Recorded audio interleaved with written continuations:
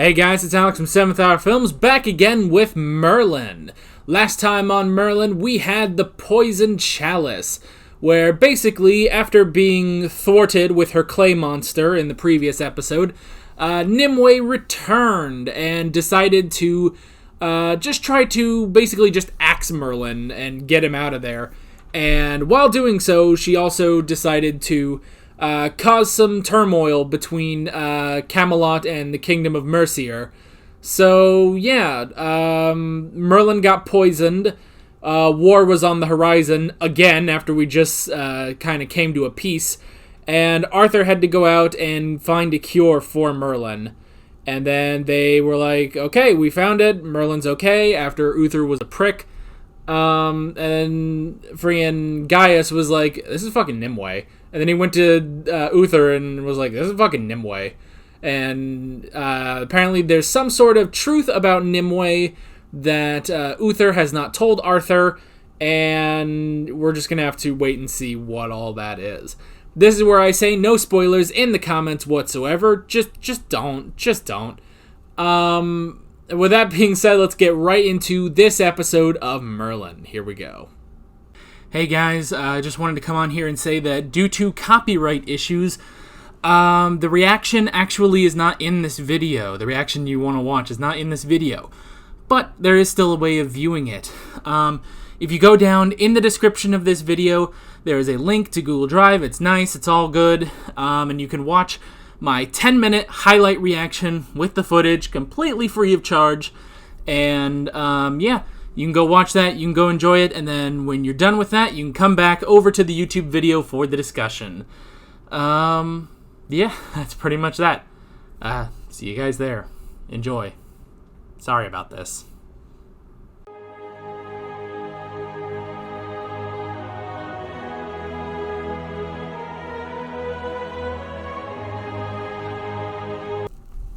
Okay. I didn't write too many notes, actually, compared to the other episodes.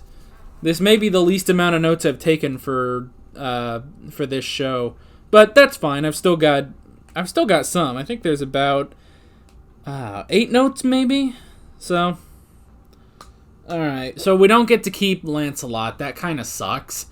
I was kind of hoping, man, finally, someone who knows about Merlin's powers other than Gaius. Like, oh, that would be so nice.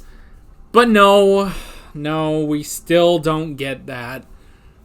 Lancelot is leaving. Maybe he'll come back in a future episode or season or something, but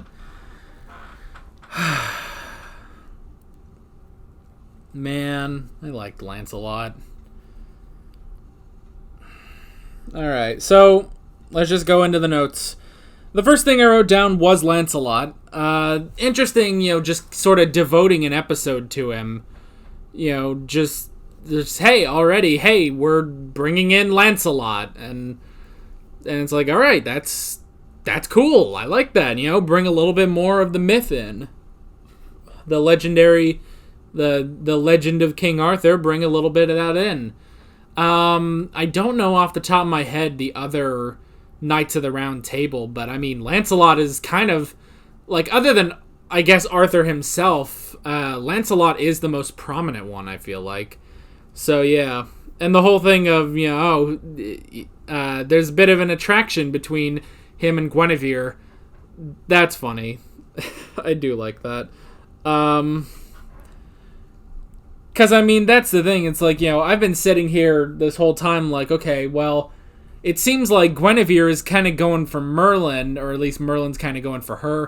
And it's like, okay, Arthur's kind of going for Morgana, but Guinevere is supposed to be the queen. And it's like, I'm trying to apply the actual Arthurian legend, even though I actually know very little about it. But I'm trying to apply as much as I know about it to the show. And it's like, yeah, they're not really sticking to that as much. At least not at this very moment. So yeah. But yeah, bringing in Lancelot, that was interesting. He just sort of showed up. He wanted to be a knight, but he couldn't.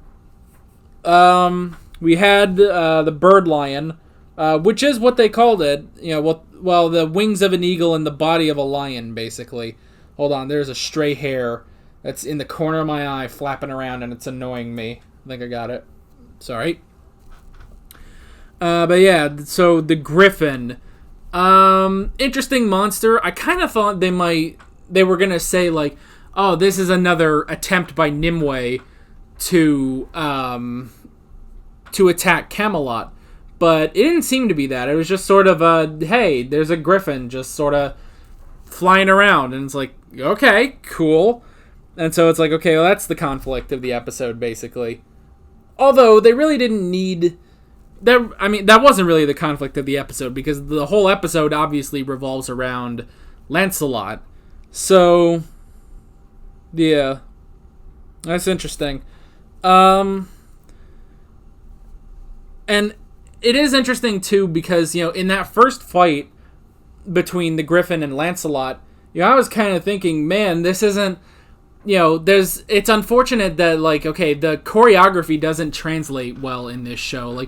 Like they don't have great choreography, especially with CGI creatures. Actually, the choreography when it's two people in a fight is actually pretty solid. The camera work is not quite up to snuff, but whatever.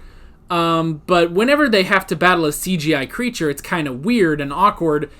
But I do like that was actually supposed to be the case, was that he was taking swings and stuff, but it just wasn't working, because nothing of this world could actually touch the griffin. It had to be something magic. So I actually like that they sort of worked that in, because, it is a little weird when you have this guy... Here, why don't I actually use the sword I have on here? It's like when you have this guy, swinging at nothing, basically. He's swinging at nothing. In all actuality, this actor is just taking swings and they put in a griffin later. So that's already awkward, but it's almost like they kind of worked around that.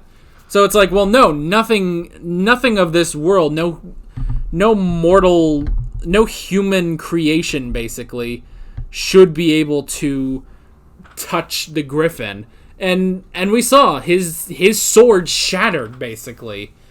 So yeah. I wrote down the trials. That was interesting. That in order to become a knight, you have to basically pass the trial, which is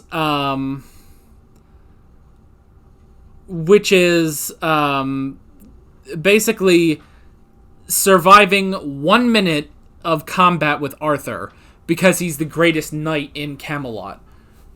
That's interesting. That is definitely interesting. You would think there would be so many different things you would have to do in order to become a knight, but honestly, you just have to survive 1 minute with Arthur, because Arthur is the best. And if you can survive that minute, you're pretty good.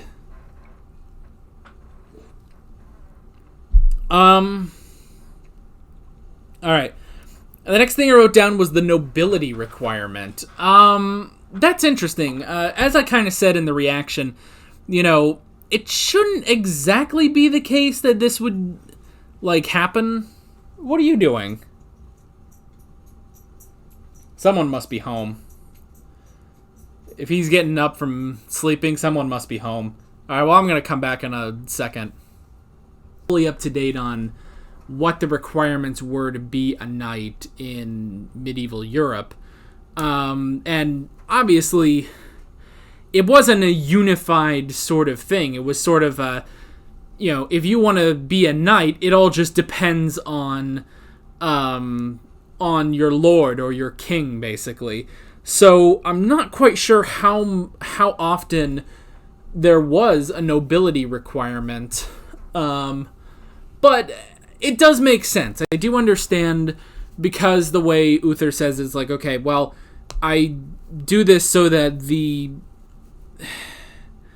most loyal subjects become knights, basically. The most loyal houses that have sworn oaths of fealty, basically. And to be sure, it would be hard for, a serf, a commoner, to get up to the level of knighthood. You would have to, I'm pretty sure you have to go through page, then squire, then knight, technically. So yeah, and granted, this is a television show. They can take liberties with how stuff works, and, this is fantasy, obviously. It's not exactly, medieval, an accurate portrayal of medieval Europe, but yeah, it's, I don't know. The nobility requirement is interesting. You could argue that, okay, well, the lords of the land would be vassals to the king, to Uther, and then they would have vassals, which would be the serfs. So technically, the serfs are loyal to the king. You can technically make that connection, but I understand, saying the nobility, the upper houses basically create knights. It does make sense, honestly. But, there is the chance that there is someone from, one of the villages that, has no nobility. He doesn't even have a name. That's the other thing. He doesn't have a name. It's just Lancelot. He doesn't have a house name. So it would make sense that basically it makes sense, but it does you do risk losing out on some, potentially exceptional knights, And especially because you already have the requirement of, holding your own against Arthur for 1 minute. It seems like you could easily, sort of waive the nobility thing. But I understand why Uther created the nobility clause, and I understand why he would, hold to that. So yeah.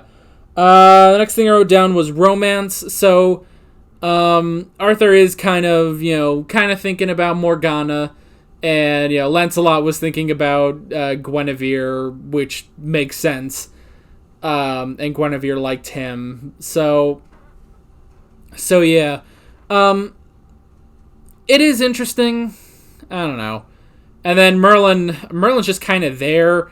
It's like he might be attracted to Guinevere, but he also might not be, and she might be attracted to him, but might not be.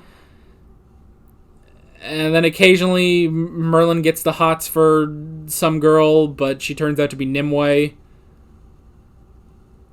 I don't know.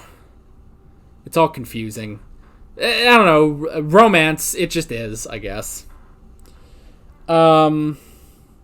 But I did kind of like that there was an immediate connection between Guinevere and Lancelot. It just makes sense.